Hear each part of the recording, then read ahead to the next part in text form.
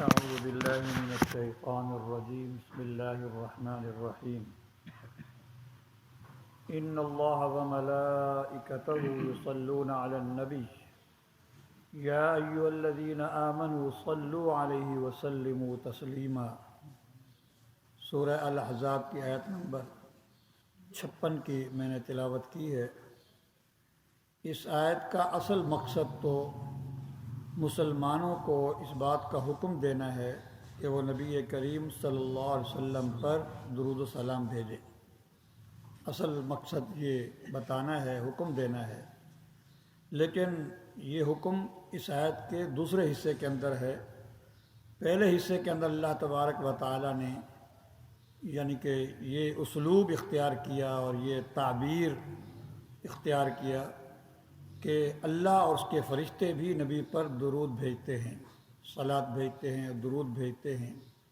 اس اسلوب کے اختیار کرنے میں کئی حکمتیں ہیں۔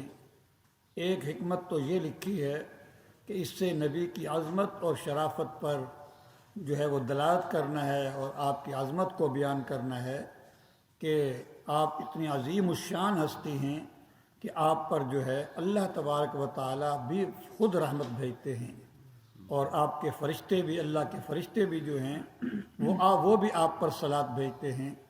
تو ایک ہے کہ کوئی کام کسی چھوٹے کے ذمہ لگا دیا جائے، بھائی تو کر دینا، ہدیہ جا کر بھائی فلاں کو دے آنا، اور ایک ہے انسان خود چل کر جائے ہدیہ دینے کے لیے۔ زمین آسمان کا فرق ہوتا ہے۔ فرمایا کہ صلات اللہ خود بھیجتے ہیں، رحمت خود بھیجتے ہیں، آپ اتنی عظیم الشان ہستی ہیں۔ اور پھر دوسری حکمت یہ لکھی ہے کہ مسلمانوں کو اس میں ترغیب ہے کہ اس کو چھوٹا موٹا کام نہ سمجھو، اتنا اعلیٰ کام ہے، اونچا کام ہے کہ اللہ خود بھی یہ کام کرتے ہیں۔ تو اس لیے اس کی یعنی کہ ترغیب دینا بھی مقصد ہے، کام کی عظمت بتلانا بھی مقصد ہے، آپ علیہ الصلوۃ والسلام کی عظمت و شرافت کو بیان کرنا بھی مقصد ہے۔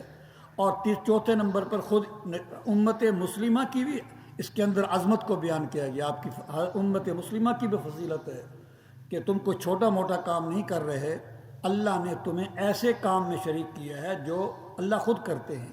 تم بھی بڑے اونچے لوگ ہو، اللہ نے وہ اس کام میں تمہیں شریک بنایا جو اللہ خود کرتے ہیں۔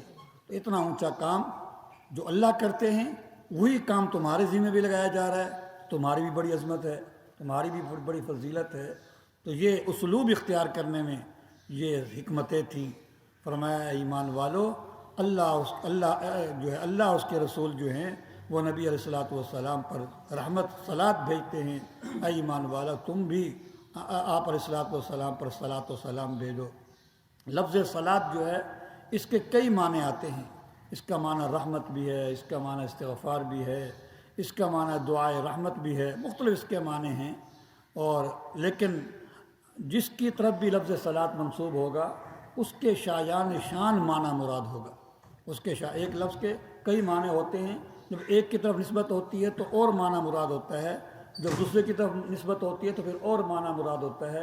اس کی سادہ سی مثال یوں دیکھیں، میاں بیوی میں محبت ہے، یا یوں کہہ لیں والدین اور اولاد میں محبت ہے، یا یوں کہہ لیں بھائیوں میں محبت ہے، یا بہن بھائیوں میں محبت ہے۔ لفظ محبت تو سب کے لیے بولا جا رہا ہے، لیکن محبت میں فرق ہے۔ میاں بیوی میں جو محبت ہے وہ بہن بھائیوں میں نہیں ہوتی۔ والدین اور کی اولاد کے ساتھ جو محبت ہے، اولاد کی والدین کے ساتھ وہ محبت نہیں ہوتی، ٹھیک ہے نا۔ والدین کی اولاد کے ساتھ جو محبت ہوتی ہے وہ بہن بھائیوں میں اگرچہ محبت ہے لیکن وہ محبت نہیں ہوتی۔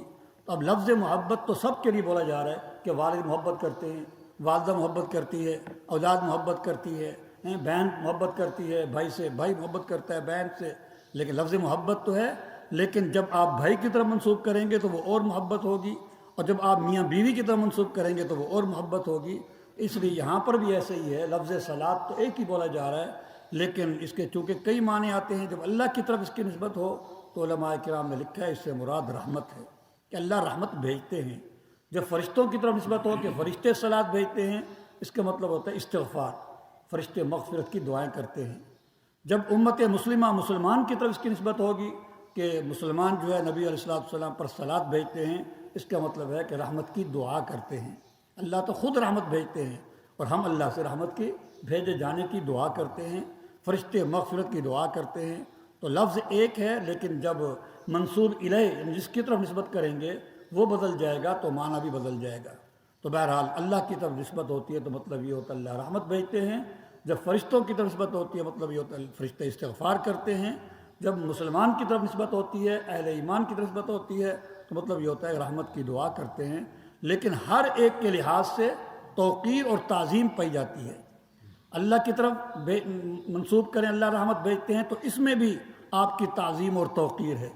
اللہ کے اعتبار سے تعظیم اور توقیر یہ ہے کہ اللہ نے آپ کا ذکر بلند کیا، ورفعنا لک ذکر، اللہ نے آپ کے دین کو غالب کیا، لیظہرہ علی الدین کلہ، یہ آپ کی توقیر اور تعظیم ہے۔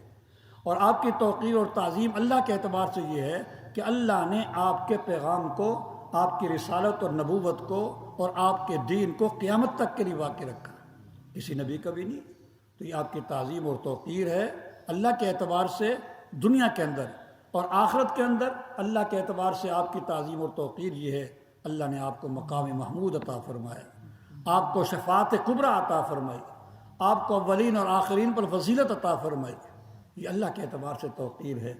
اور دوسرا لفظ سلام ہے، ایک تو اس کا مطلب یہ ہے کہ سلام خود اللہ کے ایک ناموں میں سے ایک نام ہے۔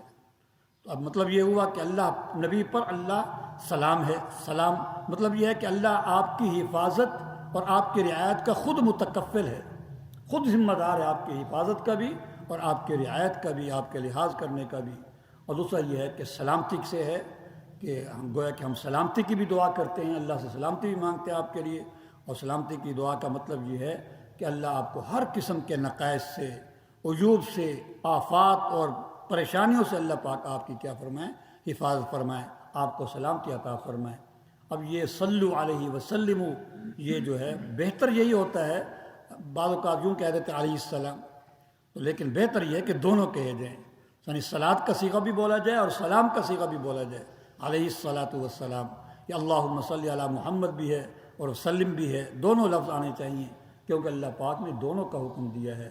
اور یہ امر کا صیغہ ہے، علماء کرام نے لکھا ہے کہ زندگی بھر میں ایک مرتبہ آپ پر جو ہے درود بھیجنا یہ فرض ہے۔ جو مسلمان ایک مرتبہ درود نہیں بھیجتا پوری زندگی میں بھی تو وہ فرض کا تارک ہے۔ اور آگے پھر بار بار آپ کا ذکر ہے تو ایک مجلس کے اندر آپ کا بار بار ذکر ہے تو امام طحاوی رحمۃ اللہ علیہ فرماتے ہیں ہر بار میں آپ پر صلاۃ و سلام کہنا واجب ہے، ہر بار میں۔ ایک مجلس کے اندر 100 مرتبہ آپ کا ذکر آ گیا تو 100 مرتبہ آپ پر صلاۃ و سلام بھیجنا جو ہے واجب ہے۔ امام طحاوی رحمۃ اللہ علیہ کی رائے یہ ہے اور یہی جو ہے افضل بھی ہے، لیکن فتویٰ یہ ہے کہ ایک مجلس میں کم از کم ایک مرتبہ آپ پر صلاۃ و سلام بھیجنا جو ہے وہ واجب ہے، اور ہر بار بھیجنا مستحب ہے۔ لیکن مسلمان کو تو جو ہے حضور علیہ الصلوۃ والسلام کی شفاعت کی ضرورت ہے، جتنا زیادہ ہم آپ پر صلاۃ و سلام بھیجیں گے اتنا ہی ہم آپ کی شفاعت کے زیادہ حقدار بنتے چلے جائیں گے۔ درود شریف کے بڑے فضائل ہیں، ایک حدیث آپ نے پڑھی ہے اور سنی ہوگی، حضور علیہ الصلوۃ والسلام نے ارشاد فرمایا من صلی علیہ واحدۃ صلی اللہ علیہ عشرا، جو مجھ پر ایک مرتبہ درود بھیجتا ہے، رحمت بھیجتا ہے، اللہ اس پر 10 مرتبہ رحمت بھیجتے ہیں۔ مفت کا سودا ہے، مفت کے منافع ہیں، ٹھیک ہے نا۔ ایک مرتبہ یعنی ہم دوسرے کے لیے دعا کرتے ہیں تو حقیقت میں اپنے لیے دعا ہو رہی ہوتی ہے آپ کے واسطے سے جو ہے۔ اور نسائی شریف کے اندر یہ بھی اضافہ ہے اللہ اس کے 10 درجات بلند فرماتے ہیں اور 10 نیکیاں اس کے کھاتے میں لکھی جاتی ہیں۔ اور ایک حدیث کے اندر حضور علیہ الصلوۃ والسلام نے ارشاد فرمایا کہ جو مجھ پر جتنی زیادہ کثرت سے درود شریف بھیجے گا وہ کل قیامت کے دن میرے سب سے زیادہ قریب ہوگا۔ اب کثرت سے کیا مراد ہے؟ علماء نے لکھا ہے کہ کم از کم 300 بار، کم از کم 300 بار آپ علیہ الصلوۃ والسلام پر درود بھیجا جائے، چلتے پھرتے اٹھتے بیٹھتے صلی اللہ علیہ وآلہ وسلم، صلی اللہ علیہ وسلم، کہ کچھ وقت نکال کر خلوت میں بیٹھ کر بھی درود بھیجا جائے، وہ بڑے درود شریف بھی پڑھ لیے جائیں جو علماء کرام یا بزرگان دین جو ہیں اپنے مریدوں کو تلقین کرتے ہیں، مختلف قسم کے ہوتے ہیں، مختلف سلسلوں میں مختلف قسم کے الفاظ ہوتے ہیں، تو وہ بھی بیٹھ کر خلوت میں اور اٹھتے بیٹھتے بھی پڑھتے رہا کریں تاکہ کم از کم 300 مرتبہ روزانہ ہو جائے، تاکہ کل قیامت کے دن اللہ کا قرب ہمیں، نبی کریم صلی اللہ علیہ وسلم کا قرب زیادہ سے زیادہ ہمیں حاصل ہو جائے۔ الحمدللہ۔